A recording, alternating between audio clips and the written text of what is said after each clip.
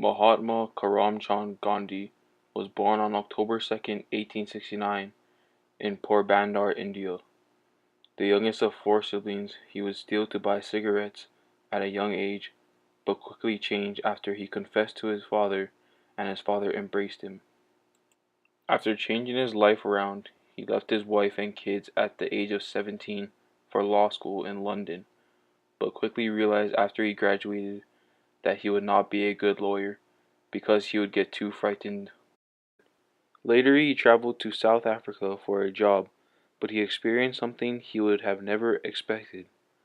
Riding first class on a train, he was racially profiled and harassed to the point where he was thrown off of the train.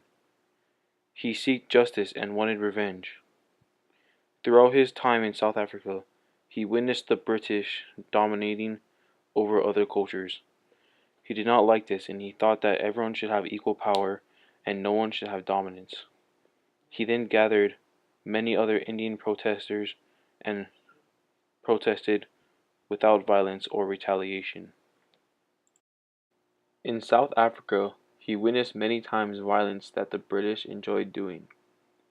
Because of their dominance, the British loved to use violence to oppose it as a threat to others and assure them that they are dominant and that others are weak compared to them.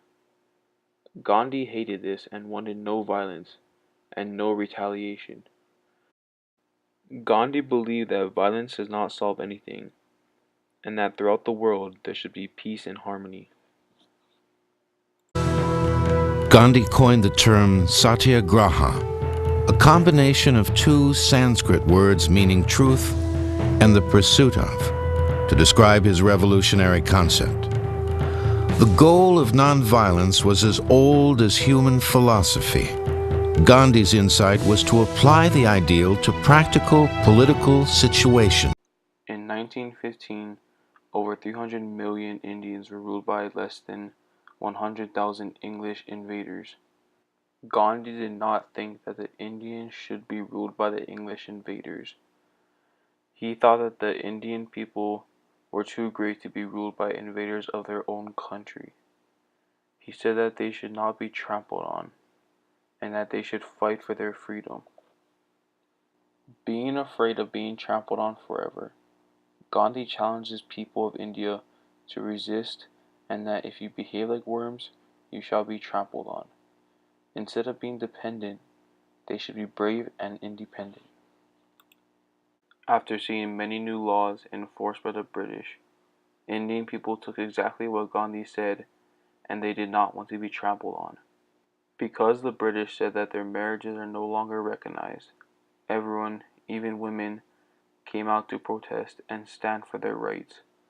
They should be able to do what they want without someone trampling on them like they are worms.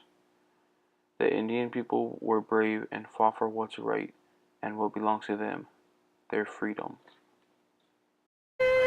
Gandhi had proved that willpower could overcome brute force.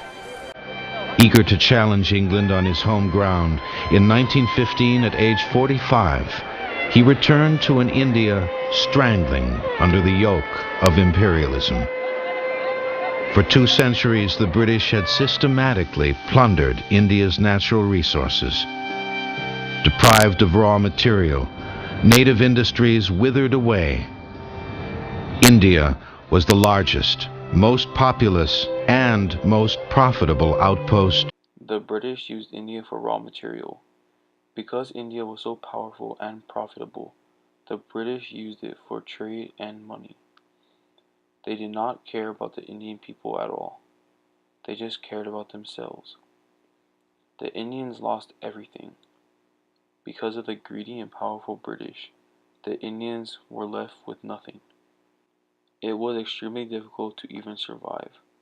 Without the resources and materials they used daily to survive, it was difficult to get nutrients and the right nutrition to survive in the climate of India. India is mainly desert. It is extremely hot, so the people in India need to be hydrated and healthy to survive in the heat. That's why the people in India utilize salt. Salt is the main source of hydration for the Indian people. It helps them to stay hydrated in the long hot days in the Indian desert. Once the British took their salt away with the salt tax, the Indian people had no choice but to protest for their needs to survive. Because of the spark in protest for the need to survive, Gandhi gathered many followers and set off for their journey. Stopping at cities, towns, and villages to raise awareness and add more people to the followers, they marched to the sea, many marching alongside Gandhi and helping each other to protest what they all wanted and what the common goal was amongst everyone: freedom. The Raj in Britain did not like this because now they had power over no one. Since everyone was protesting, the British were stuck and were struggling without Indian help. They couldn't sell salt to Indians because they were on the protest, and they couldn't tax anyone because they had nothing to tax. It helped the Indians out a lot. They called this a padayatra, which translates to a long spiritual march. It was heavily spiritual and educational too. It taught people their freedoms and their independence to live for. They sang songs and also prayed. Although the British were furious, they could not do anything because none of this was illegal. Praying, protesting, and singing are all legal, and they are vital things that Gandhi and the followers used on their trek. Also, there is no way the authorities could have arrested everyone.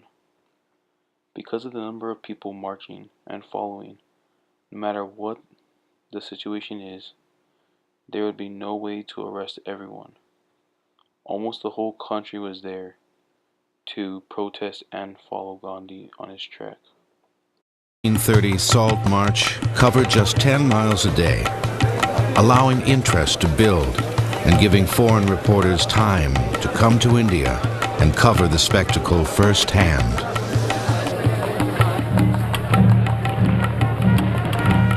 So for 24 days, passing through thousands of villages, creating an enormous political theater. Once Gandhi and all the other Indian followers got to the beach, they decided to take the brave choice of changing the protest from legal to illegal. Before they got to the beach, they did everything legally, but they were about to change that. Gandhi had the bold idea to do the act of producing and collecting the material they called salt.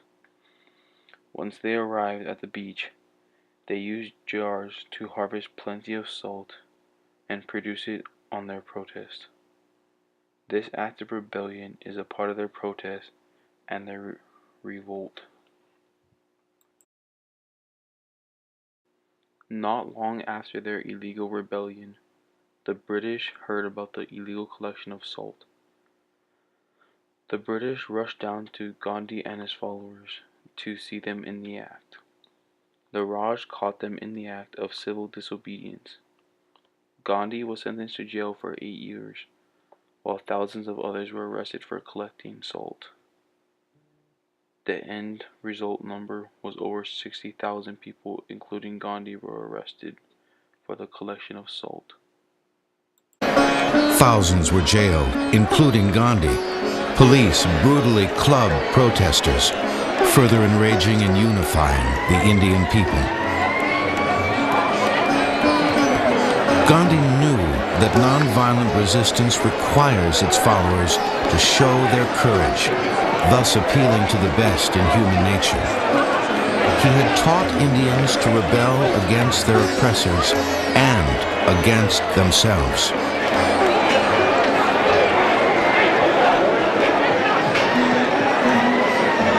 Gandhi was released from custody in January 1931 and then negotiated a truce with Lord Irwin. Later in 1931, he achieved freedom of India at the Round Table Conference in London, and then dethroned the Raj of Britain. The Indian people were allowed to produce salt again and live their lives freely.